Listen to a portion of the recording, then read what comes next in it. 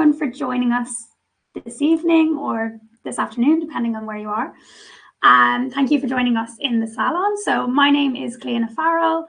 I'm a postdoctoral researcher from the UK Dementia Research Institute and University College London, where I research Alzheimer's disease and Down syndrome, cerebral amyloid angiopathy, and other features of Alzheimer's disease and Down syndrome. So I'm delighted to be guest hosting today's salon meeting, which is all about presenting your research.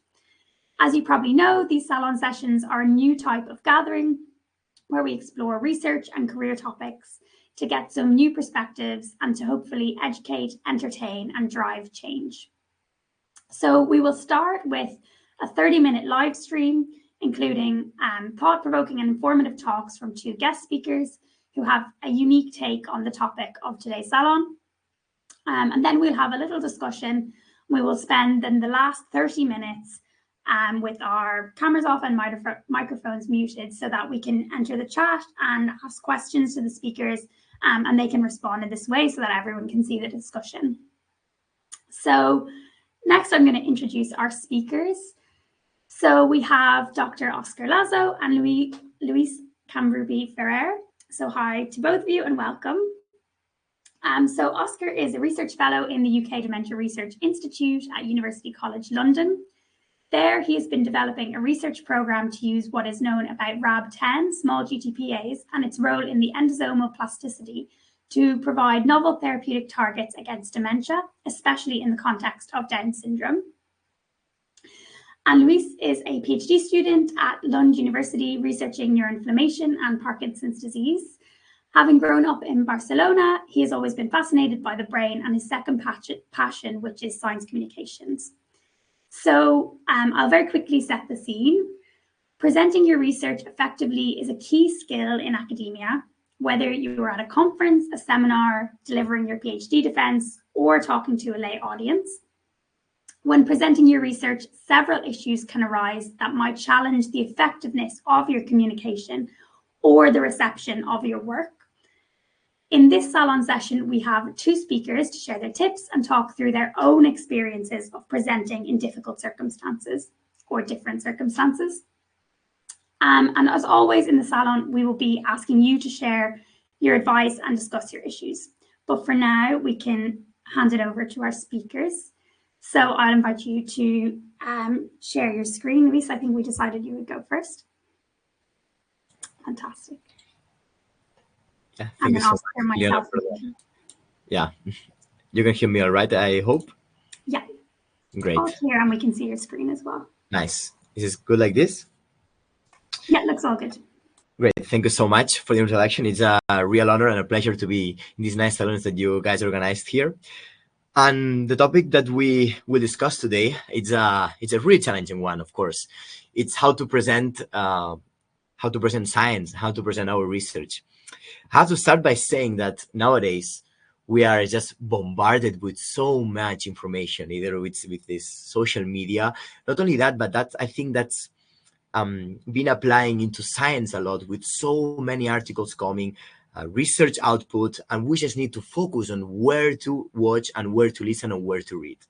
So that's why I think as scientists we need to balance. Because we need to balance many things, of course, that we will not discuss in this topic. But in terms of research communication and to explain our science, we need to balance first the toll that it is for us to explain so many years of research, so much things that we've done that we want to synthesize in a few minutes. That's a total challenge. And I think everyone knows that. So this first thing that we need to consider when we're presenting our research, it's a really important topic that we have to make an effort to at least try to be efficient and to be powerful with the message. A second thing, of course, is that we want attention. As humans, we love to be praised, we love to be loved, and we also want that while we're discussing amazing scientific discussions, at the same time, we want people to listen to us and we want people to attract their attention. So that's why we need to balance at least these two things when we're presenting research. And that can be done in many ways. So as a scientist, we actually, for me, at least on my point of view, we can make a change. We can make something happen with our research that maybe can be boring for some people, but if we make an effort, I think it can be really, really pleasing to an audience. So that's why I think that when we're presenting research, like in this couple of examples here of some of my presentation in some conferences, when you shine and when you present, you can actually make an impact in someone's attention. Because the contrary can happen, of course, a bit extreme, but it can happen that while you have all your eyes on you, like in a big, large conference room, everyone is looking at you, that doesn't mean that they will pay attention to you. You have to bear this in mind, at least on my point of view. And then the contrary, if you in a conference hall with so many posters, in a poster session, you will have a lot of eyes walking and passing by, and so many presentations happening at the same time. Then you need to make an effort for them to go to you and to attract. And why are you not better than them, but maybe more interesting for what they want for their own research or for their techniques, etc., for whatever they are interested in that. So I think that's the minimum, that the person who could be interested in your research, at least to go to you.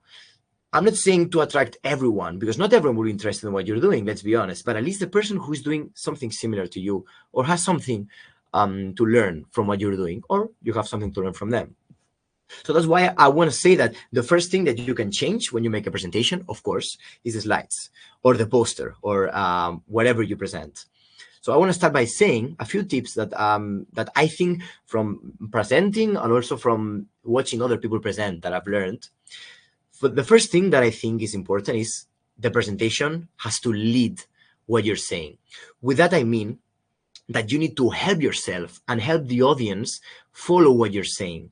You can put visual cues, and you can put anything that can help your message, because you need to have a message, that's to begin with, but then the message has to be helped with the presentation.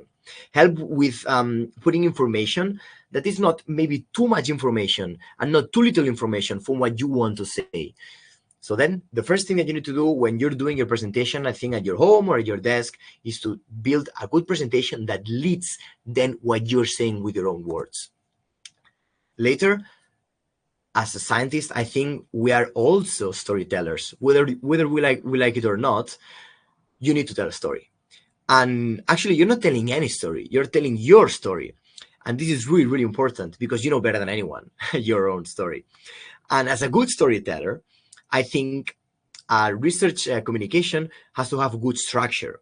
A good story always has good structure, has an order. So if you start by saying something, continue with that path. And then when you tell your work, start by saying, of course, introduction and all the stuff that we already know of how to build a good presentation with the results, methods, etc. But at the same time, have also a continuous line. We started doing this and then we moved into that. What happened? Maybe you can put a bit of a cliffhanger. Then this happened. Why this didn't work? Because we researched this, and then create a storyline that people can follow. If you have patches of different things happening at the same time, people will get lost. So that, I think, it's important to bear in mind.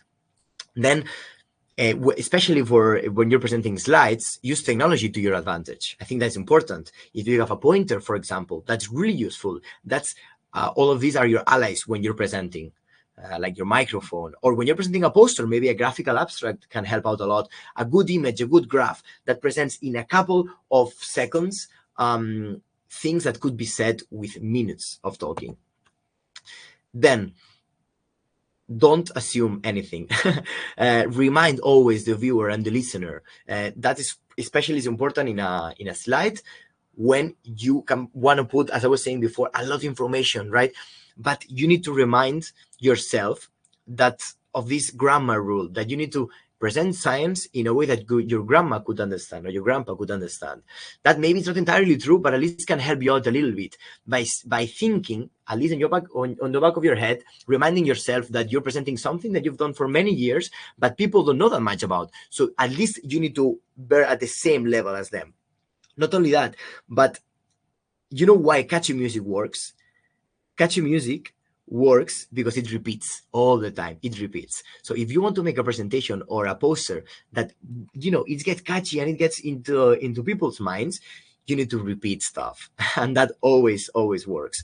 And people for sure will remember what you're doing if you're repeating at least the key concepts of your research.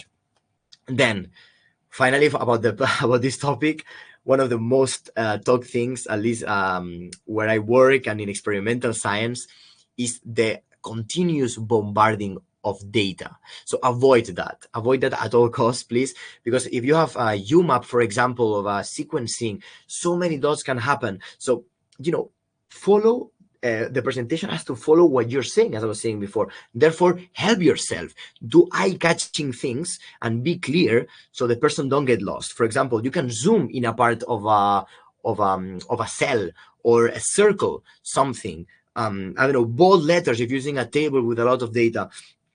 Do something that actually helps the viewer follow what you're saying, because if not, people will get lost. You're battling in front of a lot of stimuli that the people have been receiving, for if it's a conference for days or if it's a poster for within a 1 hour. So use that to your advantage. And then secondly, when you are presenting, you're not presenting only the poster, of course, or the talk, you're presenting yourself. So you need to begin with, be comfortable. So when you arrive into a place, to a poster, make sure that it tapes properly. I know it sounds obvious, but it's important. When you're presenting something, make sure that the mic works. Make sure that all the things that you could do to begin with to make yourself comfortable, that they are comfortable. Even if it takes a couple of seconds when you're starting, check the mic, etc., etc. So many things that you already know, but you have to keep it in mind before you present. Then all this nervousness that we feel when we present, those sound, I mean, in my opinion, they are good things, because they are a primal response that we have as humans. This want to fight for all these kind of things. So this keeps us on our toes. So I think we can use it a bit more in our advantage. Then, super important, you need to adapt to where you present. That's quite important, especially if you're presenting in front of your own group that knows a lot about what you're doing. You don't need to repeat stuff that they already know about. If you were presenting a poster, for example, in front of someone in particular, you don't need to directly talk. You can ask questions to that person. Excuse me, you went to my poster. Why? Oh, you're interested into this. Maybe I could tell you something else that you don't know about this topic, because maybe you know the introduction. So I will avoid all of this. I will go directly to the juicy stuff, etc., etc. And of course, if you have a large audience in front of you, maybe you want to be a bit more marketing smart and you want to present stuff in a more eye-catchy way. And then it's your work, so be energetic about it. The same as I was saying before about the story, right? It's your stuff. You know it better than anyone. Use it in your favor to be energetic, to be passionate, because we're scientists. That's our core, to be passionate about stuff. And finally, if you don't know something that how to say, if you blank, and if you forgot something, you can always forget that it happened, because only you know that you forgot something. So don't worry about this. No one will know. You're the only one in your own head. So don't worry about this small detail. And finally, I want to say that I've been avoiding one topic in particular, which is the audience. The audience, and I want to finalize with that, is the most important thing about the talk. So I want to finish by saying you need to be the audience. You need to present in a way that you would like to be presented to.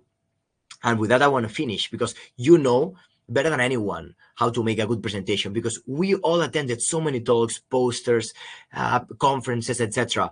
We know what we like and what we don't. Therefore, use that to your advantage. All this knowledge that you have, then build your presentation and act accordingly to what you would like to receive. And with that, I finish, and thank you so much for this opportunity to present. It's a true honor to be here, guys. Thank you so much. I will wish you. Stop. Yeah. Thank you so much. That was so fantastic. And even from, your presentation just now, we can tell that you're such an excellent speaker and really good at conveying what you want to say. So yeah, that was brilliant and really good insight as well for our audience. I just wanted to ask you a quick follow-up question on your talk now, and then we can come back to more questions later. But I think I really agree with most of these points that you're making. I think breaking things down into really thinking about who your audience are, these are really important kind of to think about before you even start making the presentation. But I guess, can you give us examples of any common pitfalls that people make, so common mistakes that you think people make when either preparing their visual media for the talk or just how they present themselves, because maybe someone is doing this and they don't realize that's something that they're doing. For sure. I think the most common pitfall that I do as well, like any scientist, is that we want to present too much. I think that's the most common mistake. Yeah, I think we all agree there that you feel like you've worked so much into this. Oh my God, they have to know about this or that. Maybe they don't need to know that. So focus on your messages. But yeah, that's a mistake that I myself do all the time, and everyone does. So think about that at least. Not to over present, because at the end maybe you need to rush, and then you can, spend so little time with something that you found important. So yeah. Yeah, I completely agree. I think we've all been in a conference where someone is really trying to squeeze everything into the last 5 minutes and they've completely lost the audience anyway. So it doesn't feel like you need to still be there. So yeah, I completely agree. That's a really good point. I have lots more questions, but I'll save them for both of you at the end. So now, Oscar, you can share your screen and give us your presentation. That would be great.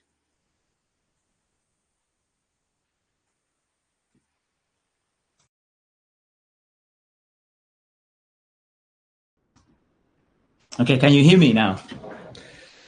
Yeah, we can hear you. Perfect. So today we'll try to be fair with what I will present. Also, try to apply a bit of my own advice, and I will. So this all starts from the very beginning with a catchy title, I guess. So this is called Illusion, Heroes, and Triangles. Some ideas to present your science in a way that people remember. So then maybe people after watching this presentation will say, "Oh, Oscar, the guy of the triangles," or and that's already part of it. And I will start. I will give some. I would say 3 main ideas that can help us all. I think the most of the topic has been already well covered by Luis. And I think these 3 ideas I will offer may come handy then. And I will start from exactly the point where Luis ended, which is the audience. And not only be the audience, because this is quite interesting. We always try to be the audience, but we can't be all the audience, all the different audiences we have. We present our research in such a different contexts and setups. We sometimes bring posters to conference, or we give presentations, but we also present our research, and we want to be convincing, we want to be legible, memorable, we want to be relevant, also in one-to-one meetings with other scientists, or we want to be there and present very well in job interviews, or while you're writing a grant or a paper, or you try to be a good presenter, a good ambassador for your research in social networks maybe, or in science communication events. And all those different audiences may be pretty different to you. Maybe you can't identify really with you. So you have to try to figure out your audience. What's in their head in terms of where they are, how much time do they have to see whatever you have to offer, and taking into account something that is, I will bring something from sociology. This guy is called Niklas Luhmann. It's a brilliant German sociologist who used to say that communication is highly improbable, because communication happens between a couple of systems that have each one their own expectations, right? And when you're presenting, you have an expectation not only about the participation of the audience or how much attention you're getting, but also you have an expectation about the expectation of the audience. The audience have some expectations about your talk. You're speaking, you're trying to read the expectations of the others. And what Niklas Luhmann said is essentially the chance of those both expectations to align, to really fit, it's very close to 0. So you have to find a way to align expectations, to try to read what that specific audience wants, demands, but also how much time they have, what they come for. So that's a first. Thinking in your audience, because when we present, we want to be, as I said at the beginning, legible. We want to be memorable, and we want to be relevant. But we are legible for the reading capacity of that specific audience, and we are relevant given the expectations that that specific audience have. So keep that in mind. The second aspect, I would say, is stand out, precisely because of what Luis said at the very beginning.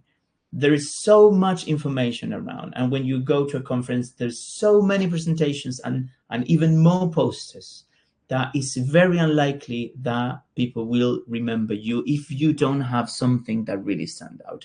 It may be, so as I said at the beginning, it may be, oh, the guy that put triangles in the title. Why? Where are the triangles really? What do they have to do with this? Or maybe is, you will see the guy with no text in the slides, or, maybe you are dressed in pink, and that's enough to catch the attention of the audience and make you memorable. I remember a couple of years ago, I gave a presentation in the ION in a context of, hundreds of presentations we see all the time. And I managed to squeeze some philosophy in the audience. And then for months, people were coming back to me, were like, oh, you were talking about Hegel in the middle of your, GTPACE's presentation. So find a way to build up your character on something that it is memorable. And the third thing is clearly framing. Not only because of the classic framing effect, I think you must be familiar with this. Same information can be received in an absolutely different way depending on how it's presented. And people consistently, experimentally prefer a burger that is 75% fat-free than a burger that has a 25% of fat, even though they're absolutely the same thing. That's an important thing to keep in mind. So you present things in a way that will get your audience in the right direction. But also framing is the old art, and I think Luis touched this point pretty well as well, is the old art of storytelling. And obviously there's many things to tell stories, as many ways to tell stories as people, but this is a classic. And if you don't know how to structure your presentation, think on this classic dramatic arc of a 3-act structure, where in the act 1 you have a setup that ends up in a high climax. Then you have the second act, which is a confrontation. It's the dramatic knot that needs to be disentangled. And then the act 3 is resolution. If you structure your presentations presenting something, then showing a conflict, a difficulty, a problem, then you resolve, you will have a much more coherent story to tell. But there are a couple of very interesting models of storytelling that can be really helpful, and are helpful for me, at least. One of them is the hero's journey. That's super cool, because then and this has been exploited in the film industry quite a lot. But here everything starts in the middle of the most ordinary world, when someone completely ordinary in the middle of the most common life receives a call to adventure, and there is some resistance, and then something happens. For example, meeting with a mentor, or something happens that enables crossing the threshold. So the adventure comes into the extraordinary world, and all sorts of things happen there. And then you can, in that context, you can present all the things that didn't work, and then all the things you did to resolve and to solve the different problems that started to appear, until at the end. And I think for every person that has finished their PhD, this looks pretty much like it, right? The other day I was remembering my when I was in the point 8 in the abyss during my PhD thesis, and how somehow I appeared at some point at the end of it in the point 9, and there was a big reward. So follow the hero's journey for your audience as well, so you can bring them into adventure and then finish with a big reward and with the return to the ordinary world. So they also have a way to put whatever they have received in this presentation into their own lives. But my preferred one comes from a movie that you may have watched. It's an old movie now, I think. It's called The Prestige. And this is a sort of description of a magic trick, really. They say in the movie that every magic trick has 3 components. The pledge, which is the presentation of something familiar. And this is absolutely crucial when you're presenting your research, because precisely because your audience is diverse, you need to provide something they can identify with, something that is a shared ground. And when you present that familiar object, people can connect with your presentation. But then you offer the turn, and you make that familiar thing, that common ground, something extraordinary, something that is unexpected, something that brings a very familiar topic somewhere else, so people is surprised. And then you bring them back. And this is the prestige. This is when really the magic trick has its climax. The prestige is an unexpected end. So you presented something familiar, you give it a turn, and then something appeared in a new way. Something is different now. Something is transformed now after your presentation.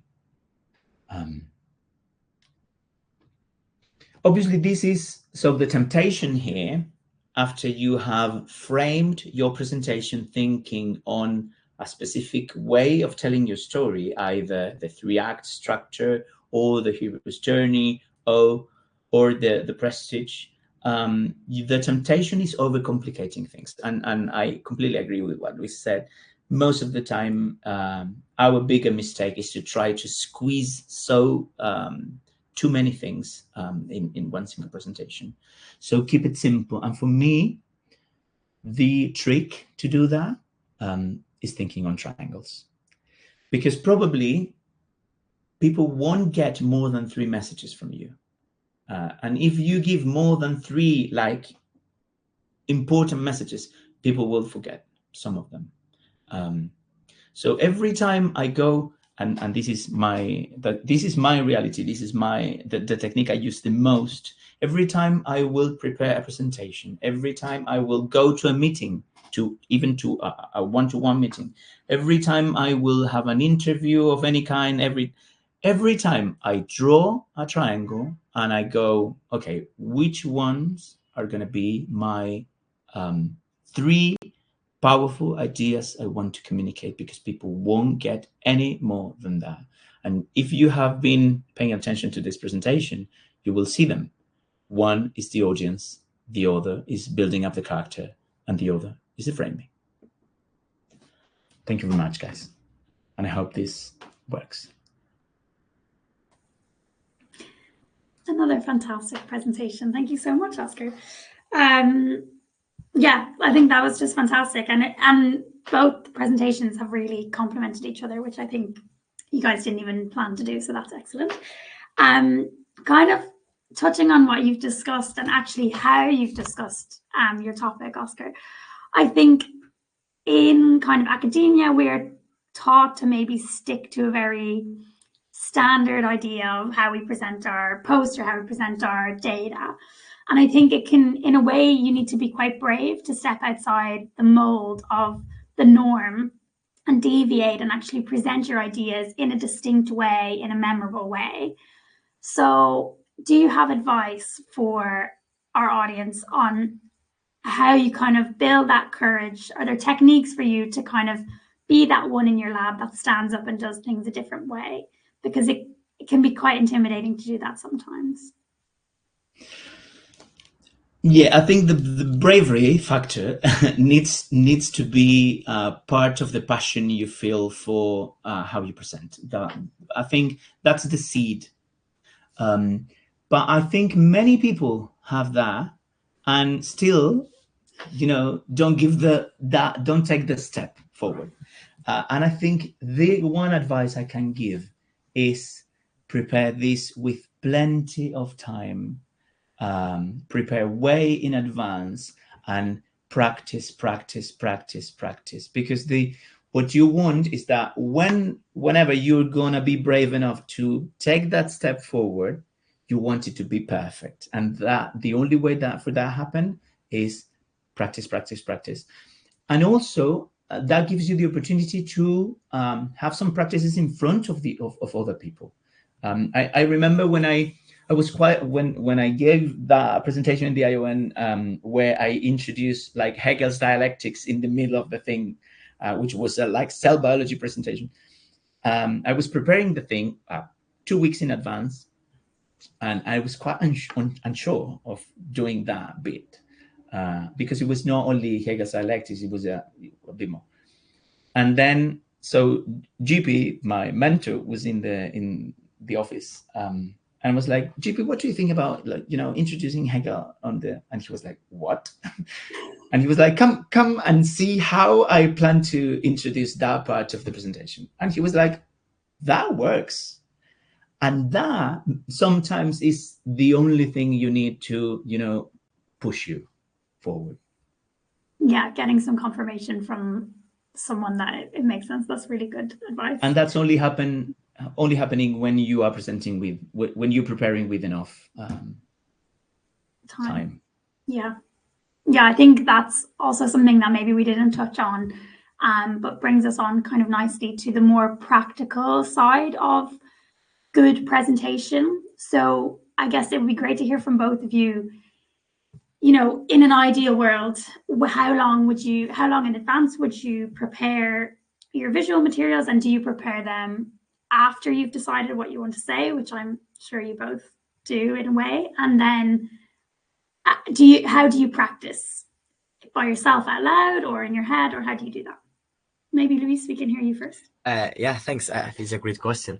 I mean, those are difficult questions because they change, I would say, between everyone. Depends, first of all, on your time management skills. For example, you need more time to prepare something, to get stressed out. If you are someone, maybe like me, actually, who can do it at the pressure of the last minute, pushes you to do that, that also works. I mean, at the end, for me, it's the end product that you need to be satisfied with. So as long as you're satisfied with the end product, you can change and you can adapt to whatever works for you. In the beginning, if you didn't have enough time to present something, then next time you do it with a bit more time, and so on.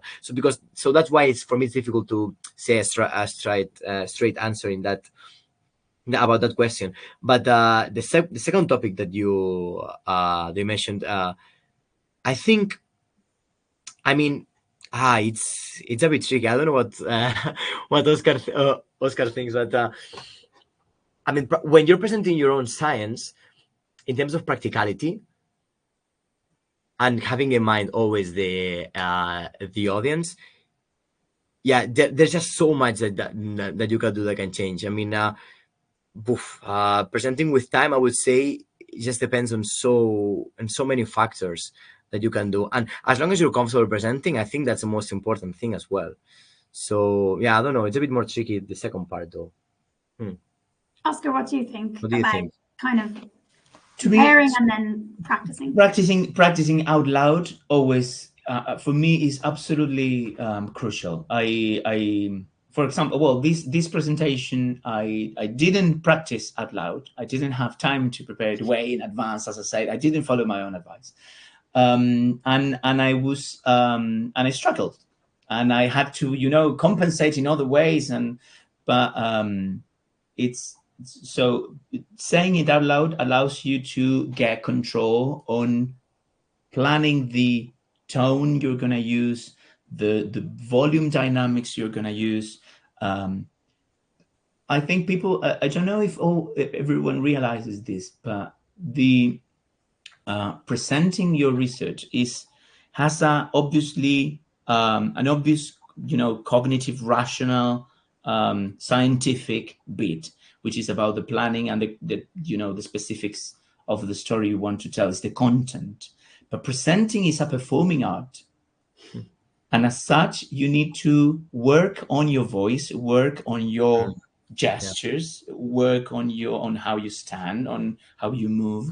And for that, you need to do it because you need to get that, the motor skills. Yeah. If I might touch on that, actually, Sorry, Oscar. So doing something else? And I just wanted to add that in terms of time, my golden rule is try to get so if you don't know yourself enough, because along the way you will get to know yourself and know exactly how much like on the edge you can work. But if you don't know yourself enough, be ready a week in advance, like ready. So if everything happens, you will have time to redo your presentation, rethink on things that don't work. Don't think that your first attempt is gonna be the one. Rework on things. Really great. I want to say that practicing makes perfect, right? So I agree with Oscar. I didn't want to infer my own subjective opinion on all these matters, because it's a really personal thing. So, but I have to say that, presenting out loud, and one tip maybe that didn't come up before is, if you can present in the same spot where you're going to present after, that would be nice to practice. Of course, that's really difficult, especially if you're presenting in front of in a conference hall, a big conference hall, but at least to be present there. If you can be advanced, you don't need to practice or to say anything, but just to get familiar with the area, where to look at, where to point, these kind of things. And of course, your voice and how you sound is really important. If you can maybe even record yourself, with your phone or anything, that works. Listening to your own voice so it doesn't sound weird when you hear. Again, that's of course all personal things, but that's also very good advice. And I think especially if you're starting out presenting, your first bigger presentations are likely to be somewhere more local to you, maybe in a lab meeting setting. So you've more of an opportunity to go to that spot and practice and begin those foundations of getting comfortable quite early, which I think is good. I think I'm just going to ask you guys one more question before we move to the chat. And I think this is a slightly different question, but you're clearly both very good presenters. And I'm wondering if you have examples or just can reply about how being a good presenter has actually positively benefited your career. So why is it worthwhile becoming a good presenter? Maybe Luis, you can start because okay, I can start. I mean, I'm still early in my career, I have to say. Of course, I'm doing still my PhD, but I've benefited in a way that, one example maybe would be the reason I'm here in this lab, how I got the PhD, which maybe some of our listeners are interested about. So the fact of catching my supervisor's attention in a way that helps, because of course we're always competing later in stages, like the stages that you guys are postdoc or building your own lab and so on. Of course, I think that can get even repeated sometimes, but catching people's attention, like my supervisor, for example, that in the first minute that I met him, I tried to, show him that I'm passionate. Don't try too much, though. If you try too much, I would say maybe that can play against you. People can spot these things. But if you try just enough, and when you present, that you show that you really like what you're doing, if in this case, on my point of view, to start a PhD, for example, that you need passion, and you need, the thrive. So yeah, that helped me out in that way. Nice, great. And Oscar? Completely agree with Luis, and maybe I would add that I have the this is almost ideological for me, but I think science is a social activity, something based on collaboration. We need other people to be around, to share our passion, to share our questions as well, and to collaborate. To big things can only be done if we do them together. And because of that, I think presenting is your best card to get not only the attention but the trust of people, and people to and for other people to really understand, identify themselves with, and share your questions, your ideas. In the end, I think what you want to be, I was saying at the beginning of my presentation, you want to be legible, you want to be memorable, you want to be relevant. What you want all the people to understand, remember, and find important and relevant is your ideas. It's not your data. It's the idea, the way you interpret your the data, and that's the main reason why people want to collaborate with you. Then, and there is a friend of mine used to say that there is no a second chance for a first impression. Well, your presentation is that first impression. No, that's really, really fantastic advice from both of you, and I think really good points that hopefully benefit our listeners. So now I'm going to ask us all to mute our microphone and turn off the video, and I can share a small prompt on the screen which will prompt some questions, but I would actually encourage the attendees to put some questions in the chat, and you guys and myself can interact and answer some of these. So thank you for your excellent talks and your responses to the questions as well. Thank you so much. Thank you, Cleona.